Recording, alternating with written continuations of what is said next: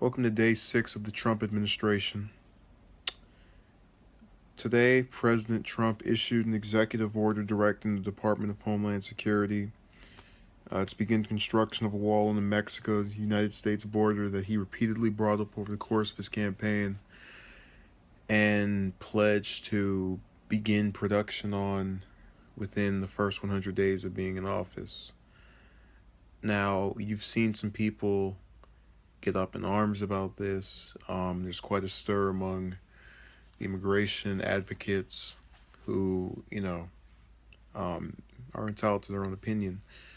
But you really have to ask yourself, at what point does it change? Because my whole thing has always been amnesty, and that's just because I don't like the idea of separating families, and there are complications that arise when you just resolve to deport. Um, but obviously, that's not a position that is being shared with me by the current administration. And I think the best way people can handle it is, make it a bigger issue. Do not sit here and whine and cry about what some woman alleged Trump did, or get all, tight about, oh, he's racist because uh, something, something. Protest him on facts. Protest him on things that we can prove. We can prove that today he issued an executive order directing the Department of Homeland Security to begin construction of a wall. Say, this is why I'm opposed to you. I don't agree with it because I believe this will happen. And I, know this will happen from this happening in the past. These are the things to go after an administration over. You had, again, Booker. I don't know if I've mentioned this beforehand. The current New Jersey senator, one of the three African Americans in the Senate, who's also a likely 2020 Democratic Party candidate, and he's talking about he wants to protest Trump and go after him. Why don't they go after them on matters of substance? Why don't you take issue to the fact that I don't agree with you um, trying to begin production on constructing this wall, which we know you've tried to start? Go after him on that. Don't go after him a day or two after he gets in office and all he does is dance and have a jolly, smashing time. I've been covering this now almost this entire week, and I intend to do this at least until we get to 100 days in office. I know that sounds like a daunting task at this time, not even a tenth of the way there.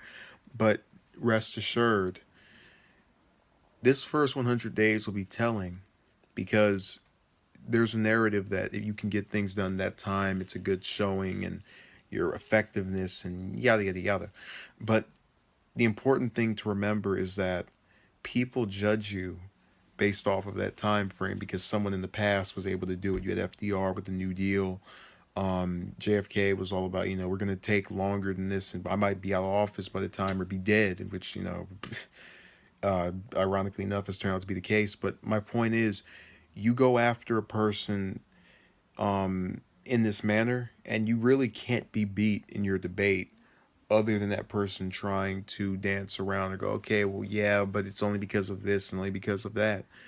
When you go after Trump and say, you're racist, I don't like you, you're a bad guy, you're awful, you're horrible, when has anyone ever changed another person's opinion on anything by insulting them? I mean, I was in this forum a few days ago where another user insulted me. I'd rather not use what exact word they used. And, it really, I think I might have even mentioned it to them. What good does that do? I have stated throughout the course of the last year that I am opposed to Trump in multiple policies, all of these different ways, the works.